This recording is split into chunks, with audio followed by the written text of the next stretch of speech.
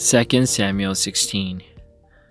When David had gone a short distance beyond the summit, there was Ziba, the steward of Mephibosheth, waiting to meet him. He had a string of a donkey's saddle, and loaded with the 200 loaves of bread, 100 cakes of raisins, 100 of figs, and skin of wine. The king asked Ziba, "Why have you brought these?"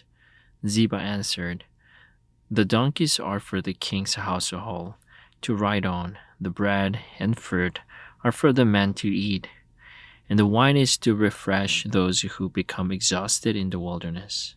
The king then asked, "Where is your master's grandson?" Ziba said to him, "He is stayed in Jerusalem because he thinks today the Israelites will restore to me my grandfather's kingdom."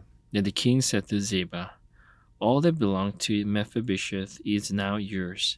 I humbly bow." Ziba said, "May I find the favored in your eyes, my lord the king." As King David approached the Baharim, a man from the same clan as Saul's family came out from there. His name was Shimei, son of Gera, and he cursed as he came out. He pelted David and all the king's officials with the stones, threw all the troops and the special guard were on David's right and left. As he cursed, Shimei said, get out, you murderer, you scoundrel. The Lord has repaid you for all the blood you shed in the household of Saul, in whose place you have reigned. The Lord has given the kingdom into the hands of your son Absalom. You have come ruin because you are a murderer." Then Abishai, son of Zeruiah, said to the king, "Why should this dead dog curse my lord and the king? Let me go over and cut off his head." But the king said, "What does this have to do with you, you son of Zeruiah? If he is cursing because the Lord said to him, 'Curse David,' who can ask, 'Why do you do this?'" David then said to Abishai and all his officials, "My son, my own flesh and blood, is trying to kill me. How much more then this Benjamite? Leave him alone. Let him curse, for the Lord has told him to. It may that the Lord will look upon my misery and restore to me his covenant blessing instead of his curse today." So David and his men continued along the road while Shimei was going along the hillside opposite him, cursing as he went and throwing stones at him and showering him with the dirt. The king and all the people with him arrived at their destination exhausted, and there he refreshed himself. Meanwhile, Absalom and all the men of Israel came to Jerusalem, and Ahithophel was with him. Then Hushai the Archite, David's confidant, went to Absalom and said to him, "Long live the king! Long live the king!" Absalom said to Hushai, "So this is love you show your friend. If he's your friend, why didn't you go with him?"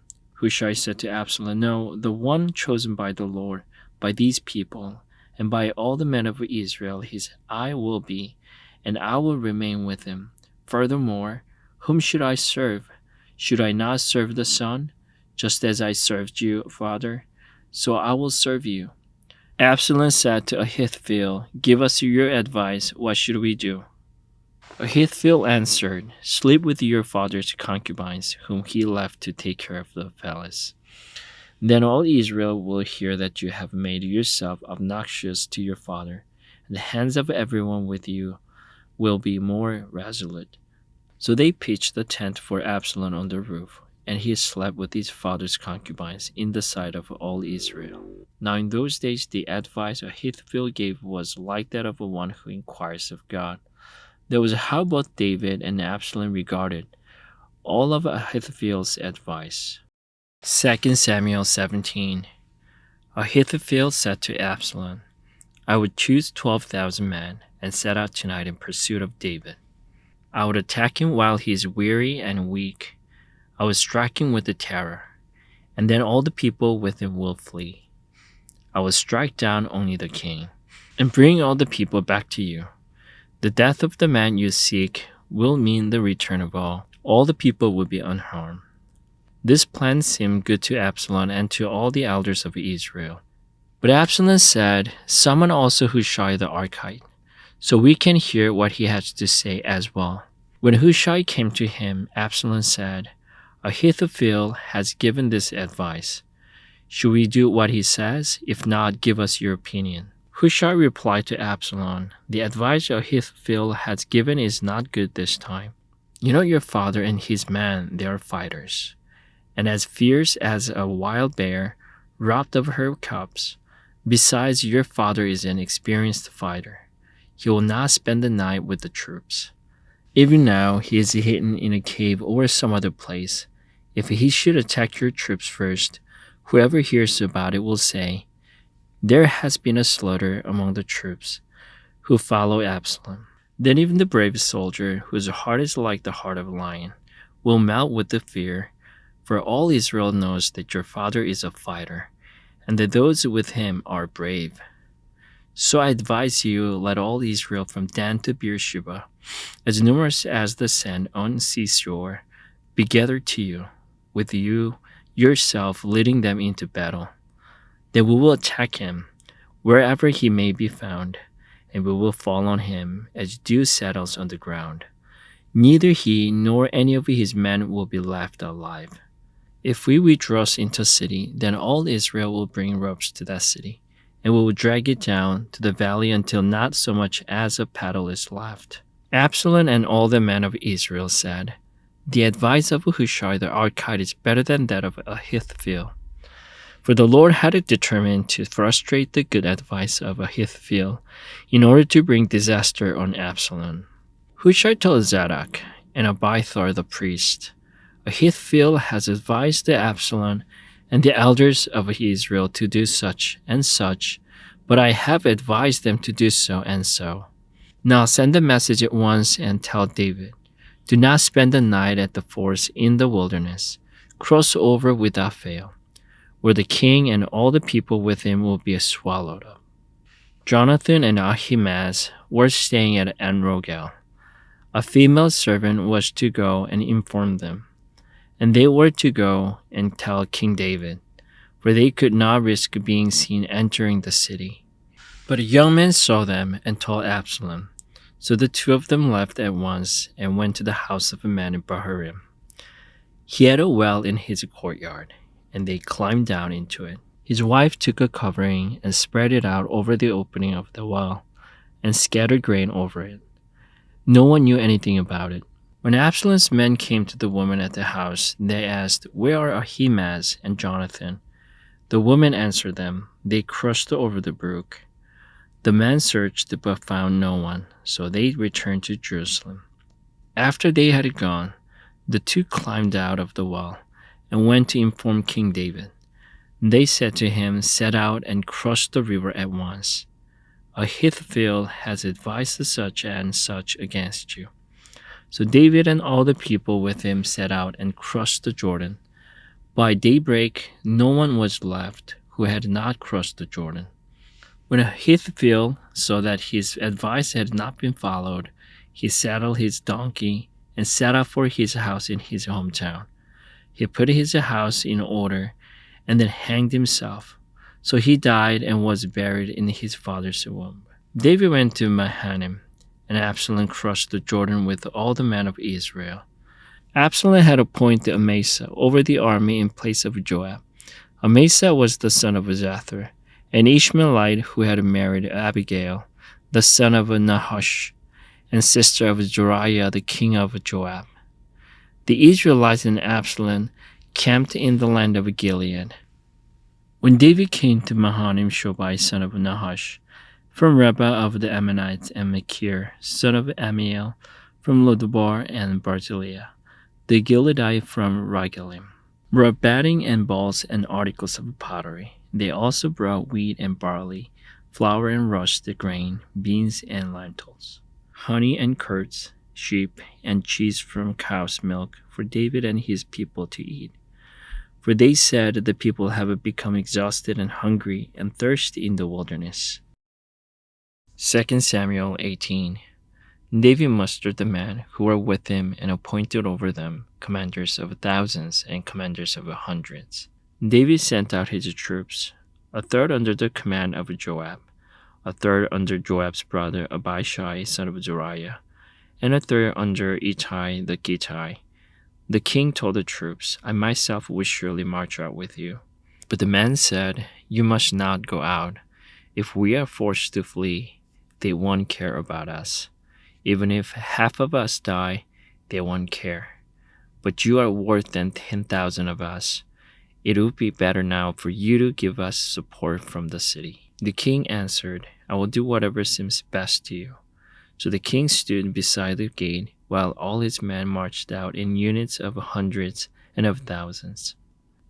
The king commanded Joab, Abishai, and Ittai, Be gentle with the young man Absalom for my sake. And all the troops heard the king giving orders concerning Absalom to each of the commanders. David's army marched out of the city to fight Israel, and the battle took place in the forest of Ephraim. There Israel's troops were routed by David's men, and the casualties that day were a great 20,000 men. The battle spread out over the whole countryside, and the forest swallowed up more men that day than the sword. Now Absalom happened to meet David's man. He was riding his mule, and as the mule went under the thick branches of a large oak, Absalom's hair got caught in the tree. He was left hanging in midair, while the mule he was riding kept on going. When one of the men saw what had happened, he told Joab, I just saw Absalom hanging in an oak tree. Joab said to the man who had told him this, What, you saw him? Why didn't you strike him to the ground right there? Then I would have had to give you 10 shekels of silver and a warrior's belt. But the man replied, Even if 1,000 shekels were weighted out into my hands, I would not lay a hand on the king's son. In our hearing, the king commanded you, and Abishai and Ittai, protect the young man Absalom for my sake. And if I had put my life in jeopardy, and nothing is hidden from the king, you would have captured distance from me. Joab said, I'm not going to wait like this for you. So he took 3 javelins in his hand and plunged them into Absalom's heart, while Absalom was still alive in the oak tree. And 10 of Joab's armor-bearers surrounded Absalom, struck him, and killed him. Then Joab sounded the trumpet, and the troops stopped pursuing Israel, for Joab halted them. They took Absalom, threw him into a big pit in the forest, and piled up a large heap of rocks over him. Meanwhile, all the Israelites fled to their homes.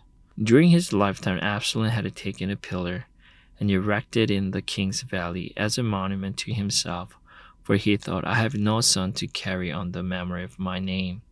He named the pillar after himself, and it is called Absalom's monument to this day. Now Ahimaaz, the son of Zadok, said, Let me run and take the news to the king that the Lord has vindicated him by delivering him from the hand of his enemies. You're not the one to take the news today, Joab told him. You may take the news another time, but you must not do so today, because the king's son is dead. Then Joab said to a Cushite, Go, tell the king what you have seen. The Cushite bowed down before Joab and ran off. Ahimaaz, a son of Zadok, again said to Joab, Come what may, please let me run behind the Cushite. But Joab replied, My son, why do you want to go? You don't have any news that will bring you a reward. He said, Come what may, I want to run. So Joab said, Run. Then Ahimaaz ran by way of the plain and outran the Cushite. While David was sitting between the inner and outer gates, the watchman went up to the roof of the gateway by the well. As he looked out, he saw a man running alone. The watchman called out to the king and reported. The king said, If he's alone, he must have good news. And the runner came closer and closer. Then the watchman saw another runner, and he called out to the gatekeeper, Look, another man running alone. The king said he must be bringing good news too. The watchman said, It seems to me that the first one runs like Ahimaaz, son of Zadok. He is a good man, the king said. He comes with good news. Then Ahimaaz called out to the king. All is well. He bowed down before the king with his face to the ground and said, Praise be to the Lord your God. He has delivered up those who lifted their hands against my lord the king. The king asked, Is the young man Absalom safe? Ahimaaz answered, I saw great confusion just as Joab was about to send the king's servant and me. Your servant, but I don't know what it was. The king said, Stand aside and wait here. So he stepped aside and stood there.